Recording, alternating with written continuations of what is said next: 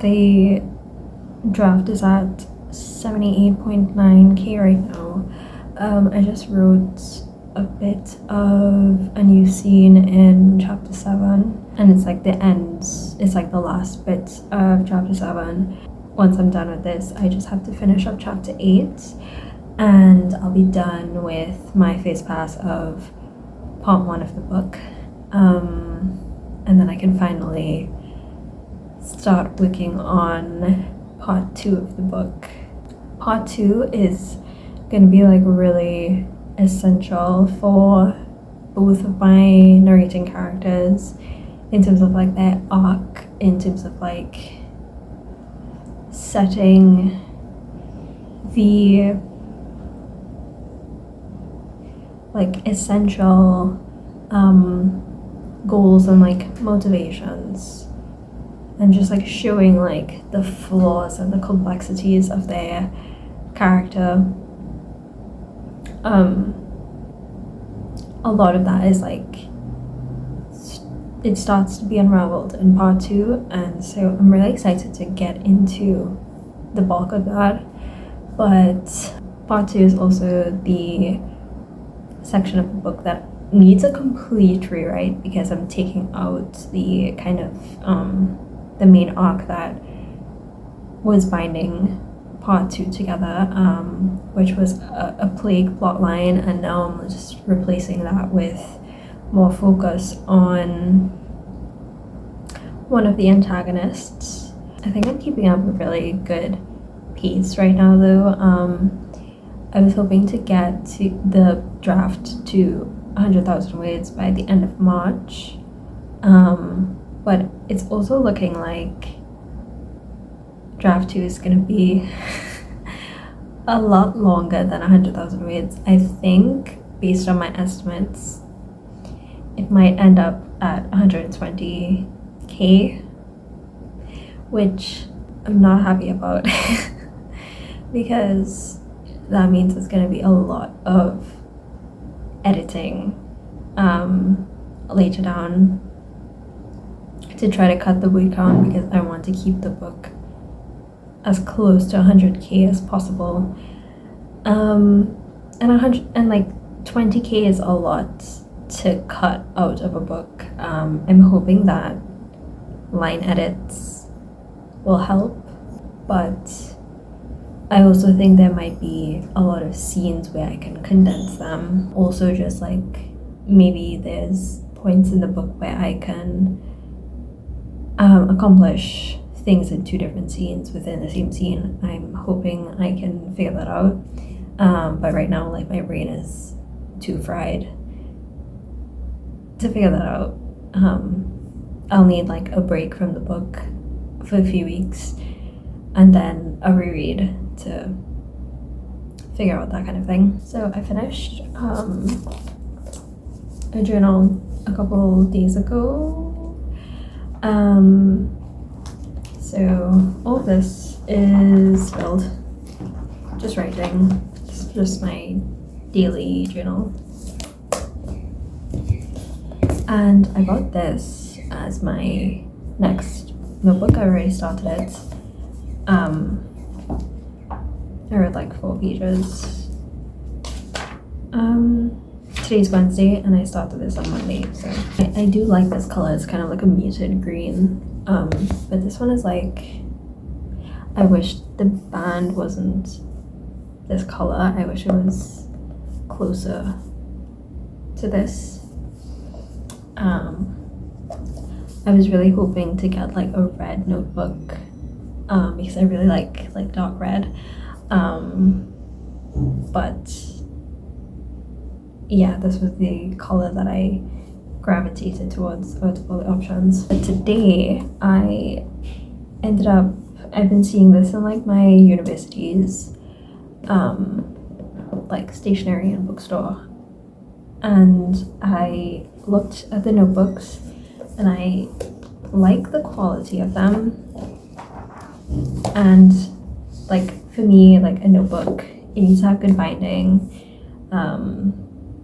and just like the structural integrity of it needs to be good, but also like the lines I prefer like blank page notebooks, but if there are lines, the lines need to be thin, and these are thin, and I was like, this is good. So I picked this up, and I'm gonna use this as a poetry journal. I've like always been writing poetry, but I've never had like a dedicated notebook for writing poetry.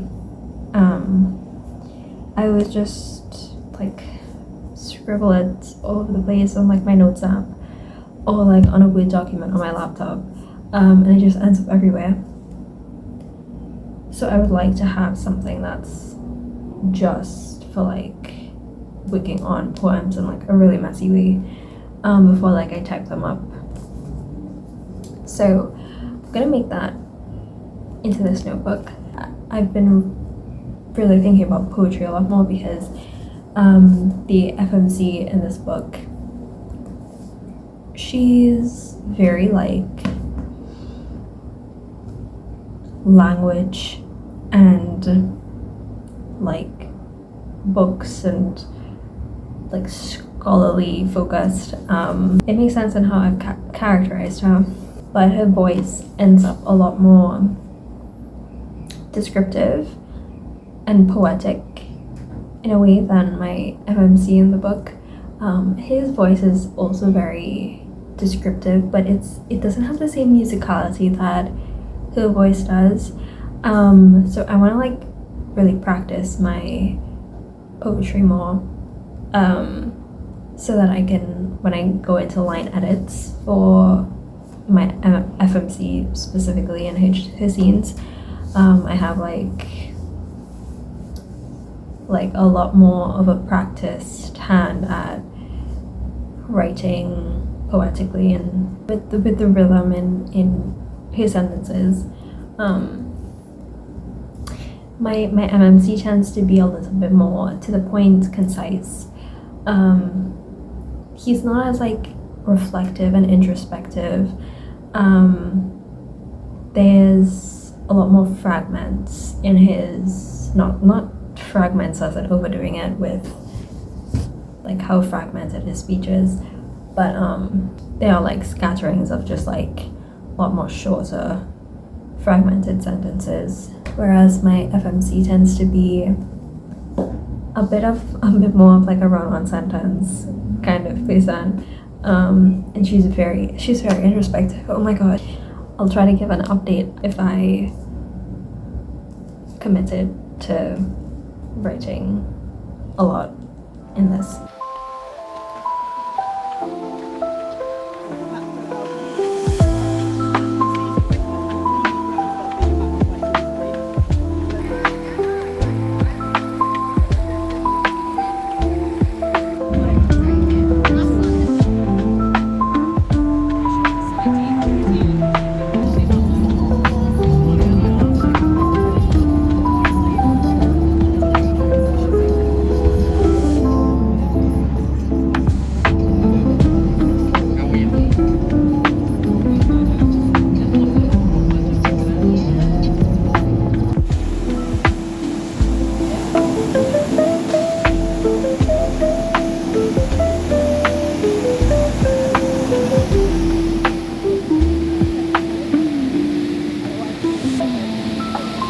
So currently the manuscript is at 80,000 words. I'm on chapter 8 right now, and I think the word count for the next couple of chapters is going to be pretty stagnant. I have to finish a lab that's due tonight. I'm almost done, and then hopefully I'm gonna work on chapter 8 a little bit. Chapter 8 actually needs like a full rewrite, because I've kind of shifted. Chapter 8 is the last chapter of part 1, and it kind of like is where certain things come to a head when it hits like, I'd say, the catalyst of the book. I've kind of shifted around like really small details in part 1 that I need to like smooth out and like update in chapter 8, and then also I need to like start setting up the main plotline of part 2, which is with one of the antagonists. So yeah, I have like a lot of world building stuff to do in this chapter because there's like a lot of events stuff going on, like festivity. So I don't know, I might like watch something for like inspiration, because I didn't really go very detailed on what the festivities were like in my first draft. I've kind of been in like a crisis on and off about how I'm like approaching this retelling, because I would see that a lot of the characters are quite different from what they are in the legends, and it's like, obviously I'm going to be reinventing it because, you know, we don't want to see the same thing over and over, but it also feels kind of weird to be changing so much of it, because I know that someone who's like very familiar with the like, well, I'm basing a lot of this off of the Mort Arthur, so if someone's really familiar with that, they're gonna see like a lot of differences. I've been kind of thinking a lot about the main romance arc in particular, and how I'm pacing that, because they have like a very specific dynamic. It's kind of rivals to lovers. Is very complicated between them, and I want to pace that right. I don't want to have a case where they don't, you know, they don't get along and then suddenly they're getting along. Like, I want to do that arc really well and pace it properly so that you read it and you can gradually see them getting closer. So I have to think about that a lot, and maybe do some like outlining just on the romance arc of the book, to see like how like it progresses in every chapter. I've been really busy with my like school assignments, so I haven't been working on this as much as I would like to. I can't really help that. It's a nice feeling though that like every time it's like in the evening and I haven't worked on the book yet, I'm like, I want to work on it. I want to do a little bit of work, even if it's just like 5 minutes, because I just want to like see this book in like its best form, and so I want to keep working on it to like bring it to the state that I want to see it in at the end. I'm at this point where I'm not 100% sure if I'm hitting every plot beat that I need to be hitting, in terms of like story structure, because it's like one thing to like know like story structure and the beats that need to be accomplished in the story, but it's another to make all of that work and to put that in practice, especially since I've never really revised a book to this extent before. I'm like kind of doubting I'm like doubting my knowledge of plot structure, and I mean, I've been doing this for a couple months now. I remember googling like, okay, what's the like all is lost beats again, and what's like an inciting incident again, and I already like I have those parts of the book in my story already, but I think it's just a matter of like pacing everything and not having certain beats stretched too long and making sure that everything hits at the right time. So I did have like, what I'm working on is the end of Act 1 right now, and I did technically have the debate after the catalyst happen, but I think I had it happen a little bit too late in the story. So what I've been doing is trying to like pull everything back so that my Act 2A is a bit more condensed. Since the first draft, my Act 2A has been really long, like excessively long. So I've been trying to work through that and make sure I'm not dragging out plot beats or like repeating plot beats, because I know there's like something isn't as clean and straightforward as it should be. But with the debate plot beat, I have it like very clearly happen in 2 chapters, and then it leads into Act 2 of the story. But yeah, I've been trying to trim down the Act 2A because I think I had what was technically like Act 1 beats at the start of Act 2A, and it was just kind of like bogging down the story a little bit.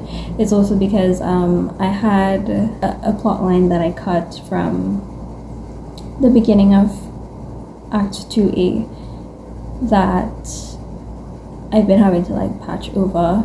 So I had like some remaining things going on that should not be there. So it's been kind of like a process of going through and making sure that everything, like every plot point, leads into the next one and doesn't like overstay its welcome. As I've been working on this draft, one of my goals for this draft was to work on my FMC and to align her arc with what I want her like growth to look like, and I have been doing that but it's been quite like a mental hurdle for me to overcome. So I feel like she's gonna come across as very unlikable, and that's okay. I knew that from the start. Like when I started brainstorming the book, I knew she was going to be kind of unhinged and, you know, doing her own thing to the detriment of some other characters. But getting myself to like really hone in on that has been a bit difficult, because I don't think I've ever written a character that is just quite like this, that will inevitably come across as unlikable. So like getting myself to just commit to that has been a time, but she's getting there. I'm having some fun working on developing like the conflict between my FMC and my MMC, because they are at odds with one another. A big part of this book is seeing like how their relationship develops. It's not romantic between them. it's just like this almost a rivalry. It's not quite a rivalry, but definitely like they don't get along. And then seeing like them start to understand each other, and then being willing to put their differences aside at the end to be friends and to work together is something that I'm trying to work into the book right now. And I do like where their arc is going. I'm having a lot of fun. I'm having a lot of fun writing them. The FMC and her love interest is technically like the core romance arc of the book, but there's like 3 main relationships in the book with her. So the FMC and her love interest, the FMC and the MMC, and then the FMC and another character who is also technically the MMC's love interest. So there's like 4 central characters, and they were originally all narrators in my first draft, but you know, I've been streamlining the book into just the 2 characters.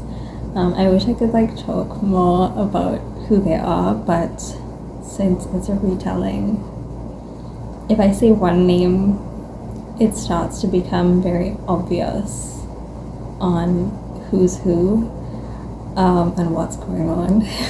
So I'm heading into week 6 of my school semester, and things are starting to get very busy. I have my first set of midterms this week, so I am going to have to pull back a bit, which I'm not really happy about, because I really wanted to continue working on it consistently, but I've been finding that I've been like too focused on my book, and I want to make sure that I'm putting enough time into my university work. So I'm like stepping back a bit from writing. I will continue working on it, but just not at the speed that I have been. But yeah, I am thinking about ending this vlog here, since I am at the end of Act 1. I just have one more chapter to write, which is the debate and like the fallout from the catalyst. I made quite a few changes in terms of side characters, so I've been realizing like how bloated the book still is. So I've been going through and trying to peel back on how much page time the side characters have, because there's quite a few side characters. I can't cut any more of them. I did cut a few people when I finished draft 1, but these characters all have like a significant impact on the FMC, so I can't really, you know, cut any of them, but I found some ways to like reduce the amount of scenes that they need to be in, so that they aren't taking up too much space in the plot, because if like my estimates right now, based on how many chapters I have and like my average chapter length, the book at the end of draft 2 would be like 120,000 words, and that isn't even with like really going in and fleshing out descriptions. Obviously, like, I can find ways to cut the word count, make the lines more economical and cut like extraneous details and stuff like that, but I would also like to have the plot as condensed as possible. So it's been kind of like this whole drafting process has really just been a journey of simplifying the entire book. I've been cutting out plot events and reducing side character appearances and making everything that I'm keeping has to be important to my FMC because she's the main protagonist, and even everything that happens to the MMC, anything that happens to him, anything that his point of view shows, needs to be important and have an impact on the FMC. So everything comes back down to my main girl.